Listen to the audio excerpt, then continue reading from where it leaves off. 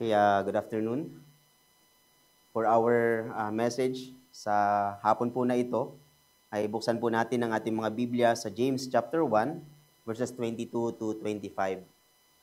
So James chapter 1, verses 22 to 25. Ito po ang sinasabi ng salita ng Diyos. But be doers of the word, and not hearers only, deceiving yourselves. For if anyone is a hearer of the word and not a doer, he is like a man who looks intently at his natural face in a mirror. For he looks at himself and goes away and at once forgets what he was like. But the one who looks into the perfect law, the law of liberty, and perseveres, being no hearer who forgets, but a doer who acts, he will be blessed in his doing. Yan po ang salita ng Diyos. Tayo po ay manalangin. Hingin po ang kanyang tulong. Panginoon namin na nasa langit, ang inyong salita, O Diyos, kung sa aming kakayanan, sa aming sariling pangunawa, hindi po namin kaya itong unawain ng malaliman. Ngunit sa tulong po ng inyong banal na Espiritu, sa kanyang pagtuturo sa amin, sa kanyang pag-enlighten sa amin, ito po ay mauunawaan po namin dahil ito po ay salita ninyo sa amin. Kaya hiling namin, Panginoon, samahan niyo po kami, pagpalain niyo po kami sa pag-aaral po ng inyong mga salita. At bigyan niyo po kami, O Diyos, ng sapat na biyaya upang ito ay mai-apply din namin sa aming mga personal na paglakad po sa inyo. Maraming salamat po. Ito po ang aming panalangin sa pangalan ni Jesus. Amen. Nung nakaraang linggo ay tinignan natin kung paano tatanggapin ng tama ang salita ng Diyos. Yan ay tanggapin ito ng may pagpapasakop at ng may pagpapakumbaba. Tinignan natin na when we approach God's Word, we must make a deliberate effort to understand it. Sabi nga natin noong nakaraan, we must be quick to hear. At kung sa pangangaral ay tinamaan ang ating mga kasalanan, huwag tayong padalos-dalos sa pagiging defensive o sa pakikipagtalo sa Panginoon.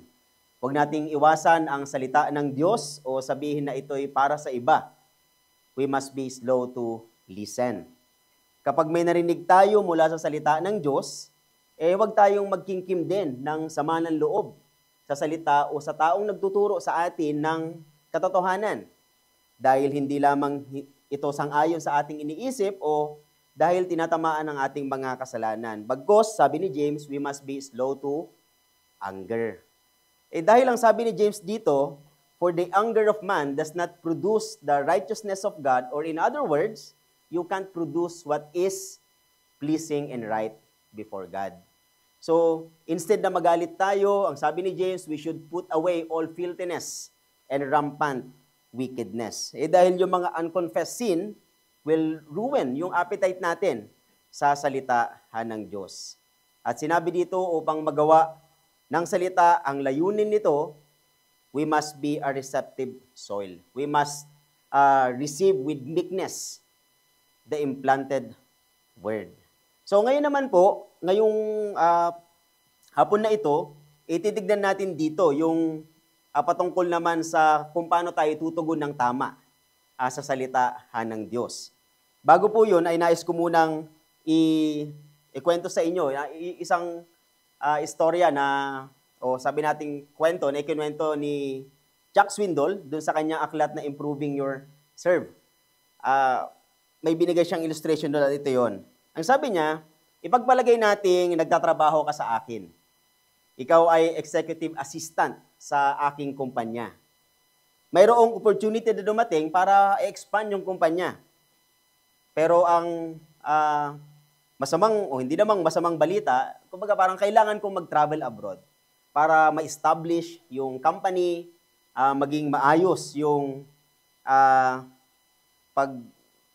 pag-aayos ko doon. At sinabi niya, ikaw muna ang may iwang in charge. So ikaw munang bahala dito sa kumpanya. Habang nandun ako, magpapadala ako ng mga sulat. At yung mga sulat na yon, nakalagay doon ay yung mga instruction kung paano ko patatakbuhin yung aking kumpanya.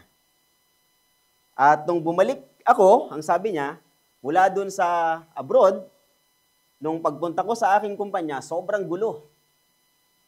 Hindi maayos yung mga tao, hindi maayos yung pagpapatakbo ng kumpanya, kaya hinanap kita. Kinonfront kita at tinanong kita kung nabasa mo ba yung mga sulat na ipinadala ko sa iyo. At sinabi mo, oo, ang katotohanan nga, meron pa kaming letter study every Friday.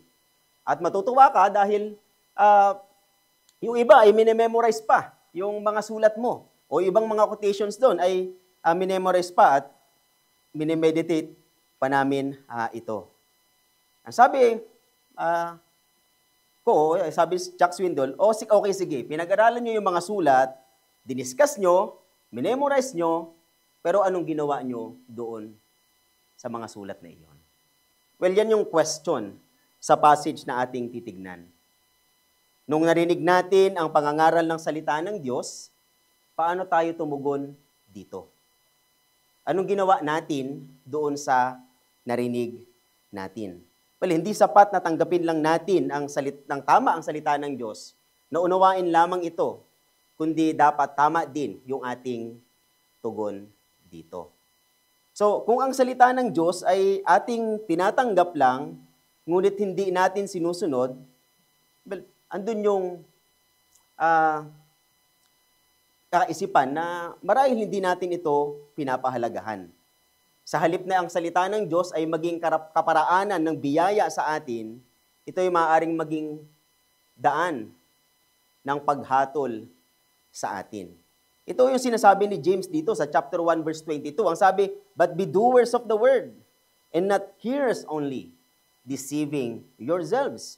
So dito ay sinasabi ni James na ang mga taong nakaranas ng bagong kapanganakan by means of the word of truth, na binanggit sa verse 18 ay kailangan itong tanggapin sa pamamagitan ng pagsunod dito. Mahalagang maunawaan na dito si James ay hindi sumusulat sa mga pagan sa mga pagano. Pagkos siya ay sumusulat dito sa mga sumasampalataya sa Panginoong Jesucristo. He is writing to the Jewish Christians. At bilang mga Hudyo, itong mga Jewish Christians na ito, they are familiar doon sa katotohanan na hindi lamang sapat na pakinggan mo ang salita ng Diyos. Hindi lamang sapat na unawain mo ang katotohanan ng Diyos. Pagkos yung naunawaan mo, kailangan mo itong i-apply o isabuhay. Ang sabi nga ng isang ancient rabbi, it is not the expounding of the law that is the chief thing, but the doing it. Kaya si James dito ay nag-aalala patungkol sa kanilang tugon sa pakikinig ng salita ng Diyos. Siya ay labis na nababahala para sa mga taong paulit-ulit na nakakarinig ng salita, ngunit hindi pinahihintulutang baguhin ang kanilang puso at buhay, at sa gayoy, sila ay nalilinlang ng kanilang mga sarili. Ang pakikinig ng salita ay paraan ng biyaya upang tayo'y ituwid at akayin sa pagsunod. Ngunit kung tayo'y nakikinig lamang at walang pagbabago sa ating buhay at iniisip nating tayo ay makadiyos o may tunay na pananampalataya, kaya sabi ni James dito, tayo ay nalilinlang. We are only deceiving ourselves. Kaya ang mensahe na nais kong sabihin dito ay genuine faith is evidence not merely by hearing the word of God, but by a life obedient response to it. Ang tunay na pananampalataya ay nahahayag hindi lamang sa pakikinig ng salita ng Diyos, kundi sa isang buhay na may masunuring pagtugon dito. So dalawang bagay lamang po ang aking sasabihin. Una, genuine faith acts on what it hears. So ang totoong pananampalataya ay gumagawa sa kanyang narinig, kung ano ang kanyang natutunan mula sa salita ng Diyos. Well, ang Biblia ay hindi lamang salitang nagbibigay buhay, kundi ito rin ay salitang nagbabago ng buhay. And in order to make it happen, we need to act on what we hear bilang mananampalataya. Yan ang sinasabi ni James dito, be doers of the word and not hearers only. Well, ang punto dito ni James ay upang ang Biblia ay maging mabisa sa ating buhay, hindi sapat na ito'y pakinggan lamang. Kailangan din itong tanggapin at isabuhay. So, hindi lamang sa pakikinig, kundi sa pagtanggap at pagsunod. Sa verse 19, napag-aralan natin noong nakaraan, hinimok sila ni James dito to be quick to listen. But now, James is saying, do not merely listen. So, nung nakaraan ay sinabi natin na maging mabilis ka sa pakikinig. Ngayon naman, huwag ka lang makinig. Huwag ka lamang makinig. Huwag lamang nating unawain ang salita ng Diyos. Well, ang salitang hearer dito sa Greek ay ginamit sa isang audience na nakikinig lamang sa isang singer. O ito ay siya isang audience lamang. Sa ngayon ay maihahambing natin ito sa isang estudyante na pumapasok araw-araw at isinusulat lahat ng mga itinuturo ng teacher, nagtitake notes. Ngunit pagdating ng mga pasahan ng requirements, hindi siya gumagawa. Pagdating ng exam, hindi siya nagtitake ng exam. Pagdating ng group thesis nila, hindi siya nakikipag-participate. So, kumbaga nakikinig lamang siya, nangunguha lamang siya, pero wala siyang ginagawa doon sa kanyang narinig. Sa madaling salita, ang salitang hearer dito ay hindi accountable doon sa kanyang narinig. Nakakalungkot na maraming mga taong ganyan, para silang mga auditor. Sabi nga, kapag nakikinig ng pangangaral ng salita ng Diyos, dumadado sila, nakikinig sila, at kadalasan ay marami silang natutuhan, ngunit hindi nila ito isinasabuhay. Para bang wala silang obligasyon na tumugon sa kanilang narinig. Hindi ba, may mababasa tayo sa Biblia, halimbawa si Herod. Nung si Herod ay nakikinig kay John the Baptist, ang sabi sa Mark 6 verse 20, when he heard him, he was perplexed. And yet, he heard him greatly. Bagaman si Herod ay nababagabag kapag nagsasalita itong si John the Baptist. Pero kapag napapakinggan niya siya, nagagalak siya. Natutuwa siya na pakinggan si John the Baptist. Ngunit pagkatapos ng lahat ng yon, walang nagbago sa kanyang puso. Walang ganitong uri ng pakikinig o ganitong uri ng tao ay nag-iisip sila na okay sila dahil narinig nila yung faithful exposition ng salita ng Diyos. Madalas sila ay namamangha. Ngunit pagkatapos nilang mapakinggan ito, walang pagbabago sa kanilang buhay. Well, ang sabi nga ni Alistair Begg, it's possible to be charmed by the Bible being taught without being changed by the Bible being taught.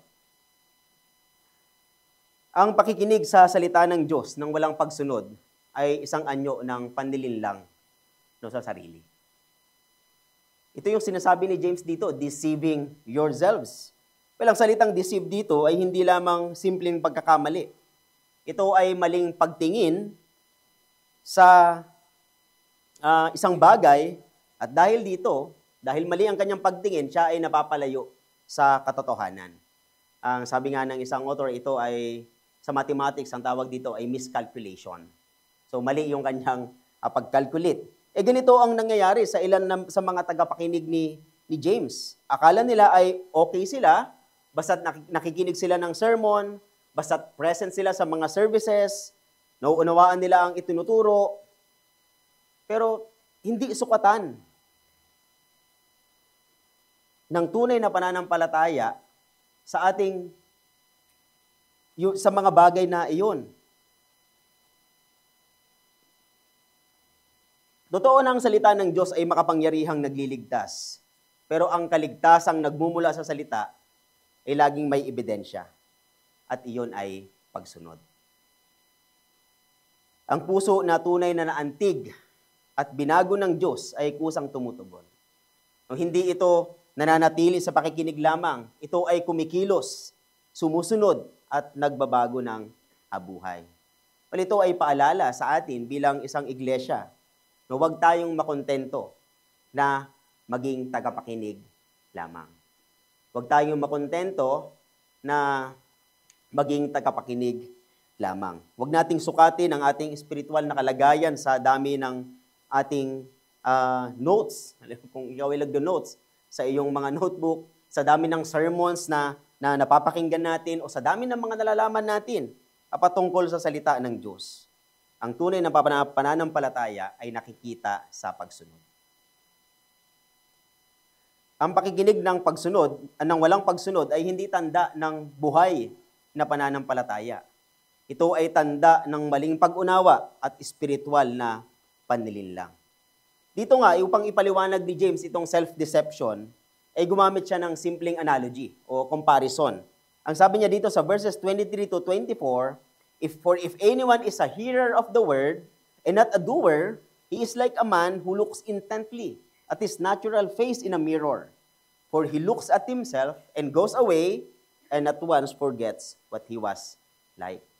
Alam niyo, nung panahon ng bagong tipan, karaniwan yung salamin nila ay gawa lamang sa piraso ng tanso.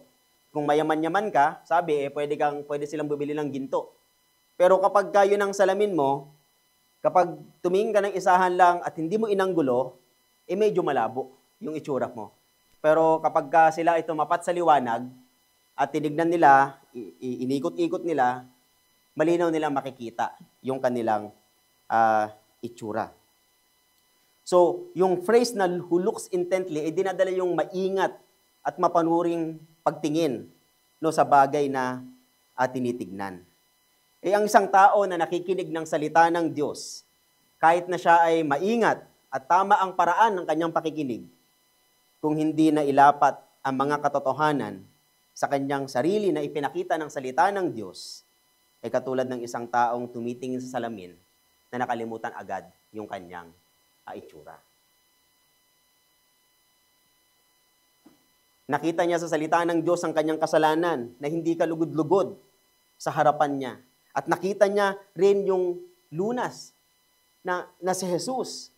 Ngunit siya ay nagpatuloy sa kanyang lakad na para bang hindi siya kailanman nahayag sa mga katotohanang ito. Ang isang taong nakikinig lamang ng salita ng Diyos, ngunit hindi isinasabuhay, ito ay indikasyon ng hindi tunay na mananampalataya. Dahil ang sabi sa 1 John 2, verses 3 to 5, and by this we know that we have come to know Him if we keep His commandments. Whoever says, I know Him, but does not keep His commandments, is a liar, and the truth is not in him. But whoever keeps His word, in him truly the love of God is perfected. By this we may know that we are in Him. So ang buhay na ibinibilang na matuwid kay Kristo ay maipapahayag sa kanyang matuwid na pamumuhay. Maging ang Panginoong Hesus ay nagbigay ng babala sa mga nakikinig lamang ng salita ng Diyos, ngunit hindi isinasabuhay.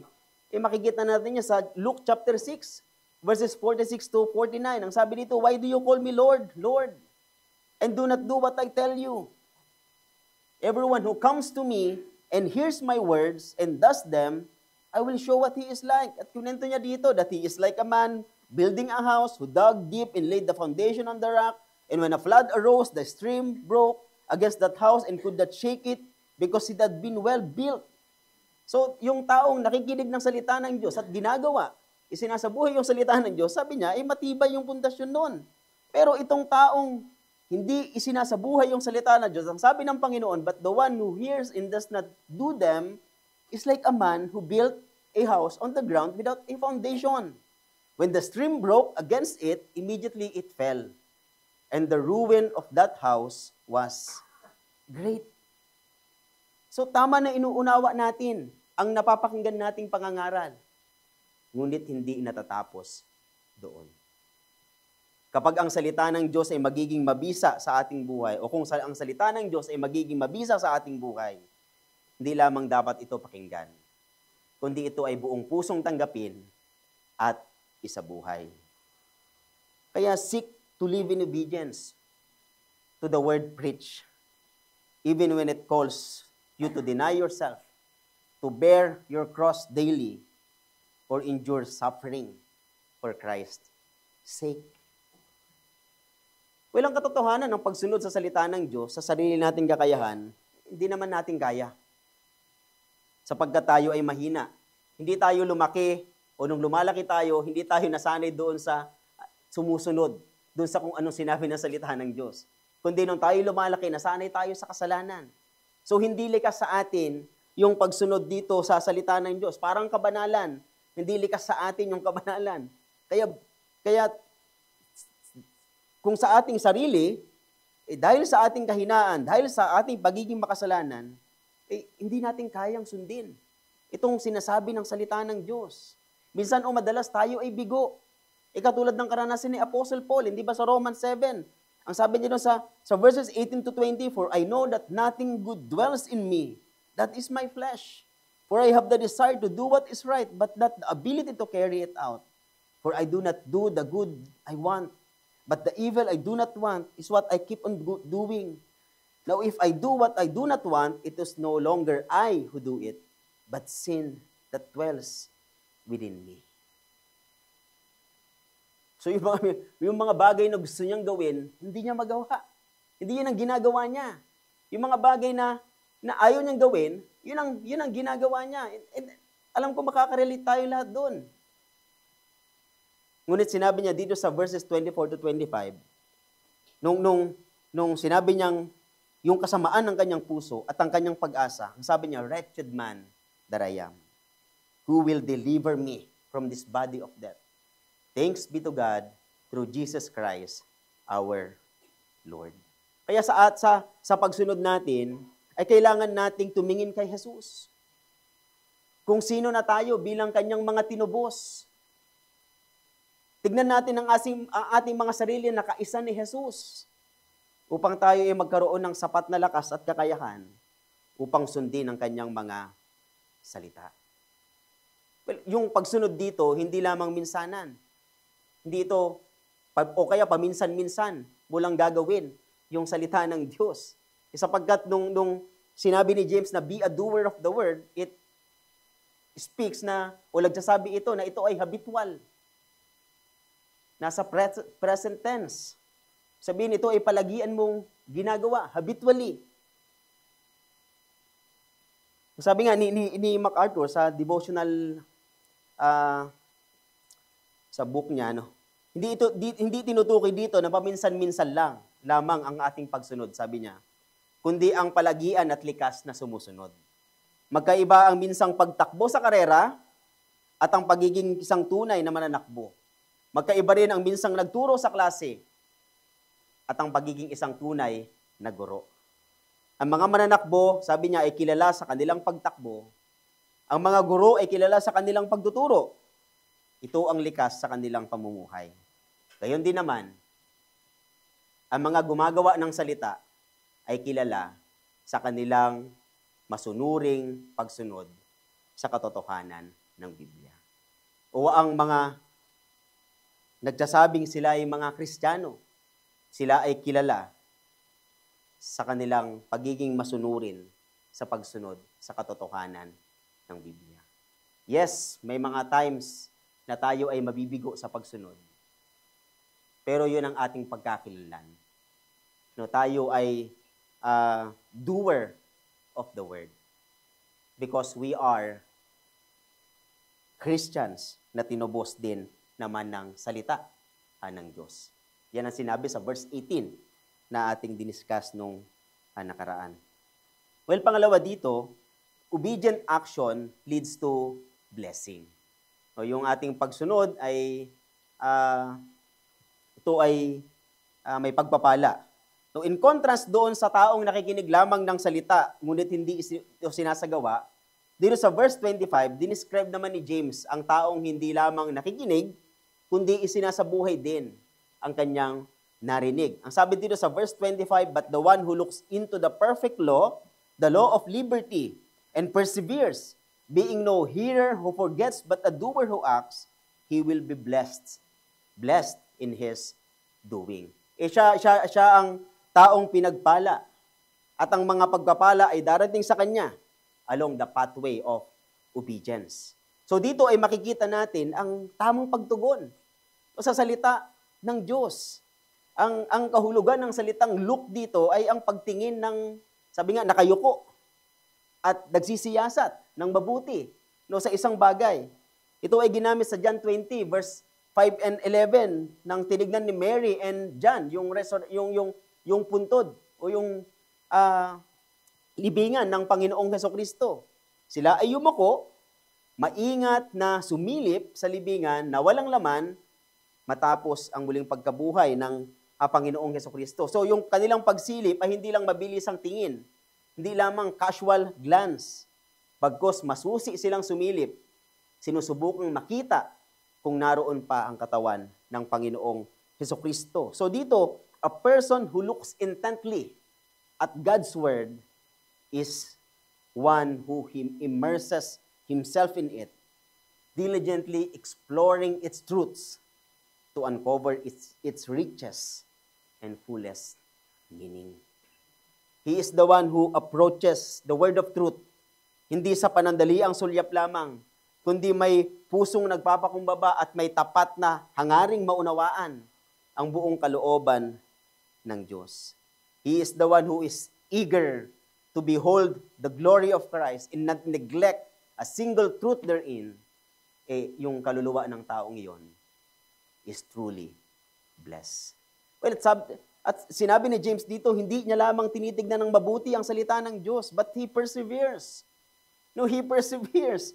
Sabi mo, narinig niya ang pangangaral ng salita ng Diyos at patuloy niya itong pinagbulay-bulayan. Siya ay katulad ng sinabi sa Psalm 1 verse 2, that his delight is in the law of the Lord, and on his law he meditates day and night. Marahil sa pag-uwi ng taong ito ay dala-dala niya pa rin yung passage na itinuro.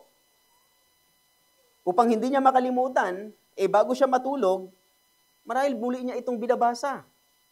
O kaya naman, araw-araw niya itong binabalikan sa buong linggo.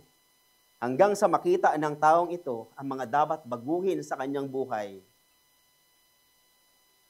at manalangin ng biyaya ng Diyos na tulungan siya sa pagbabagong ito. Alam niyo po, si Geoff Thomas ay may ibinigay na illustration sa kanyang sermon dito. Ang sabi niya, may isang tao daw na pagkatapos ng sermon ay biglang tumayo. At siya ay lalabas na ng simbahan, ngunit nakasalubong niya yung kaibigan niya. Ang sabi niya sa kaibigan niya, well, it's done. Tapos na. Ngunit sabi nung kaibigan niya, hindi pa. Dito pa lang magsisimula. Well, yung Lord's Day, tinawag po ng Puritan na Market Day of the Soul. Bakit? Dahil tinitignan nila ang Lord's Day bilang paghahanda sa darating na linggo. Kapag Lord's Day, doon sila namamalengke ng mga kailangan nila para sa kanilang spiritual na buhay, para sa buong linggo na darating. Kaya maganda pagkatapos nating marinig ang pangangaral ng salita ng Diyos, tanungin natin din ang ating mga sarili. Anong gagawin ko sa sermon na aking narinig? Anong nais baguhin ng Diyos sa akin? Anong mga kasalanan ang kailangan kong ihinto, paglabanan sa biyaya ng Diyos? Ang sabi nga ni Thomas Watson, take every word as spoken to yourselves. When the word thunders against sin, think thus, God means my sins. When it presseth any duty, God intends me in this. Many put off Scripture from themselves, as if it only concerned those who live in the time when it was written. But if you intend to profit by the word, bring it home to yourselves. A medicine will do no good unless it be applied. Kaya imbis na tayo yung tumitingin lamang ng casual sa salita ng Diyos, gawin nating salamin yung salita ng Diyos upang malinaw nating makita ang ating kalagayan sa kanyang harapan. Yan po, si John Bunyan, doon sa kanyang Pilgrim's Progress, Part 2, may tagpo na sila ay nasa Delectable Mountain sa Shepherd's Palace. Habang sila ay andon, ay ipinakita kay Mercy ang isang salamin na walang katulad. isinalarawan itong salamin na ito na isang salamin na hindi lamang nagpapakita ng panlabas na anyo ng tao, kundi maging ang kanyang kalagayan sa puso at kaluluwa. Nakikita rito hindi lamang ang itsura, kundi pati na rin ang kalooban, panloob na buhay, at kuno ang tunay niyang pagkatao sa harap ng Diyos. Kaya nung makita ito ng Mercy, hinagad niya na ito ay makuha. Kaya sabi niya sa Tagalog, kung ako'y magkakaroon ng ganitong salamin sa aming batahanan, hindi ko kailanman malilimutan ang aking Panginoon. Kung ito'y ipagkakait sa akin, ako'y natatakot na baka ako'y makunan. Because that time, si Mercy ay abuntis. Ang salaming ito, ang sabi ng mga theologian, ay larawan ng salita ng Diyos. Ang ebanghelyo ayon sa pahayag ng kasulatan. Ang sabi ni John Bunyan, the man continues looking into the mirror of God's word, sees in it things far more wonderful than his own face.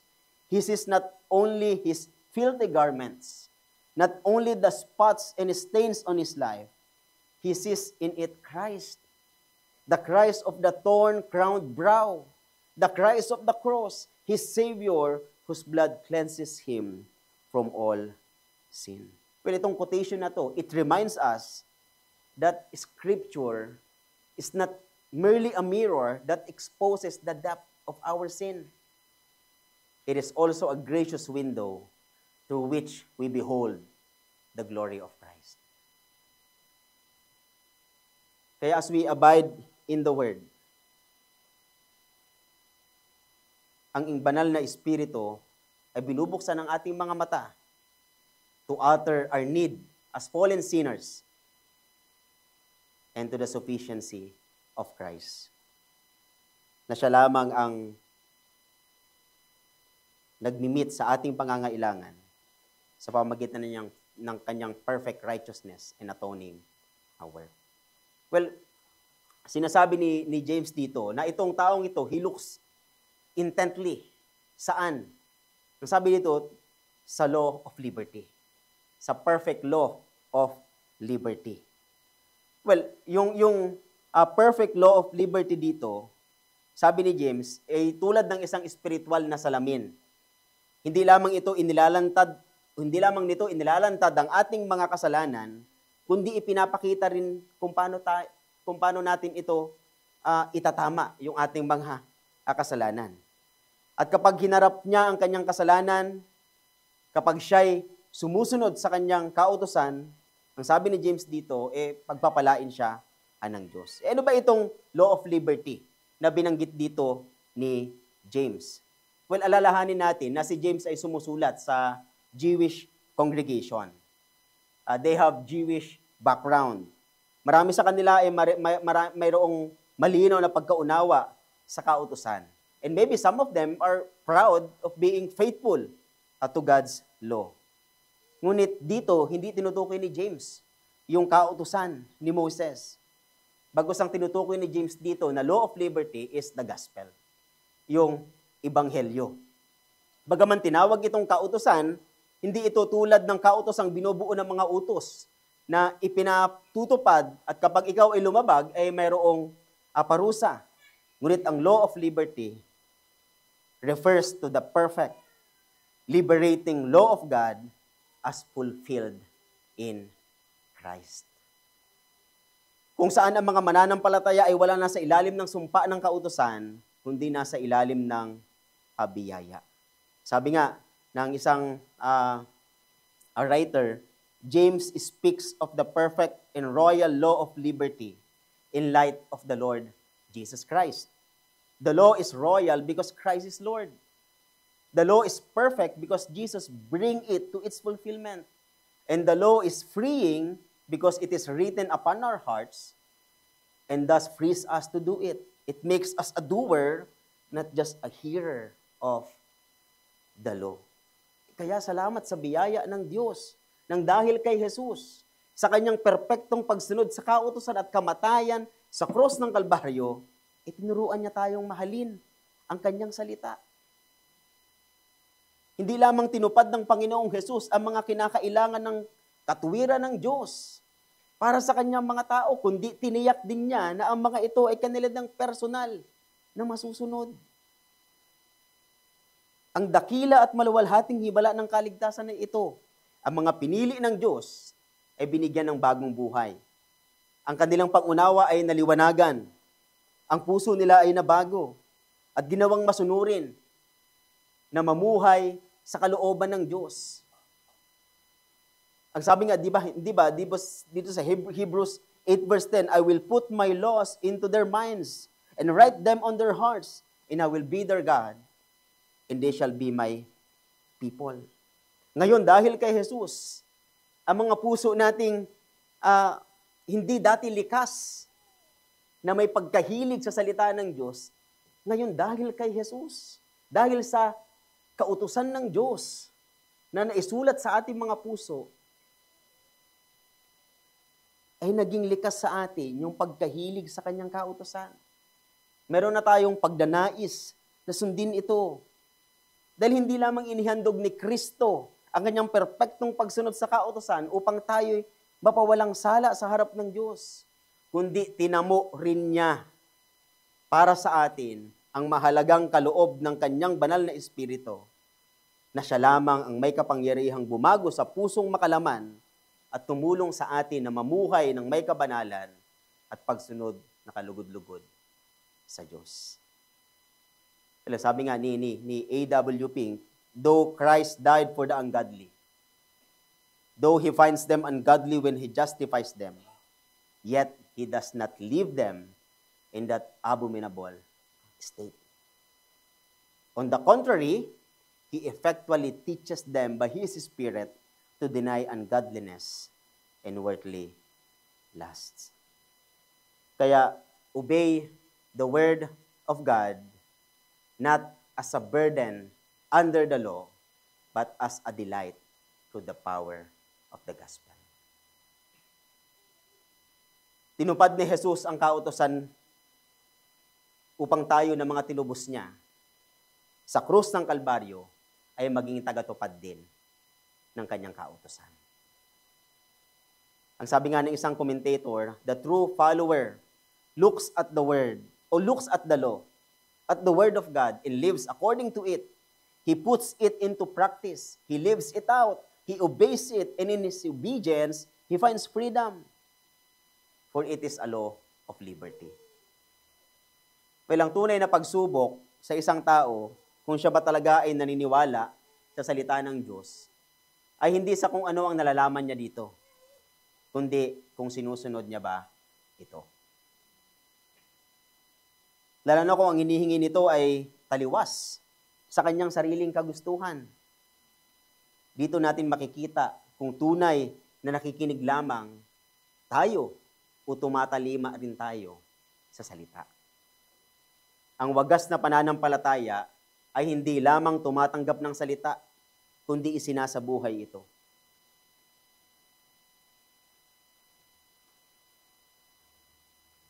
Sa mga hindi pa sumasampalataya sa Panginoong Jesus,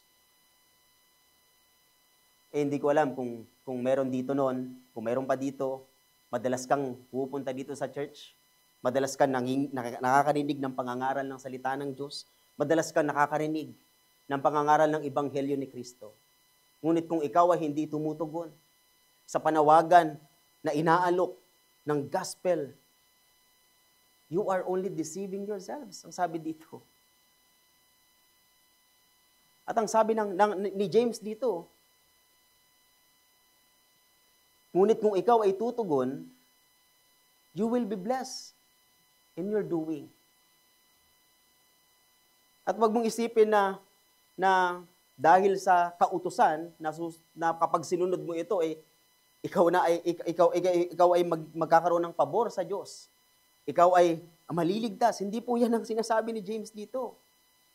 Dahil yung kautusan, kahit anong gawin natin, hindi po natin kayang sundin ito. Ang sabi nga ni James dito, di ba, sa James chapter 2 verse 10, sapagkat sino mang tumutupad ng buong kautusan, subalit lumalabag sa isa, ay nagkakasala sa lahat. Dahil sa paglabag natin sa kautusan, O yung kung ikaw ay hindi pa sumasampalataya kay Jesus, ikaw ay hahatulan ng kamatayan. Ngunit mayroong nang perpektong tumupad sa kautusan. Tayo ay palpak pagdating sa kautusan. We always fail. Dahil talagang mag-fail tayo. But Christ came, nagkatawang tao. Isinilang bilang isang sanggol. At nung siya'y lumalaki hanggang sa kanyang kamatayan sa cross ng Kalbaryo, he perfectly obeyed the law. At nung siya'y namatay sa cross ng Kalbaryo, wala siyang kasalanan. Ngunit siya'y pinarusakan, hindi dahil sa kanyang sariling kasalanan, kundi sa kasalanan, para sa kasalanan ng tao. At ikaw, na wala pang pananampalataya kay Jesus, makasalanan din. Nangangailangan din ng ginawa ng Panginoong Hesukristo sa cross ng Kalbaryo. Kaya ang hamon sa iyo, ikaw ay manampalataya kay Jesus at magsisi sa iyong mga kasalanan. Para sa atin na mananampalataya, yung verse 25 ay nagtapos sa mga salitang, He will be blessed in His doing. Ang pagpapala ay wala sa pakikinig lamang. Bagkus mahalaga that you are listening intently. Iniunawa ang salita ng Diyos. Mahalaga po sa atin yun bilang isang Kristiyano. Ngunit ang sabi po dito, ang pagpapala ay nasa pakikinig at nasa paggawa.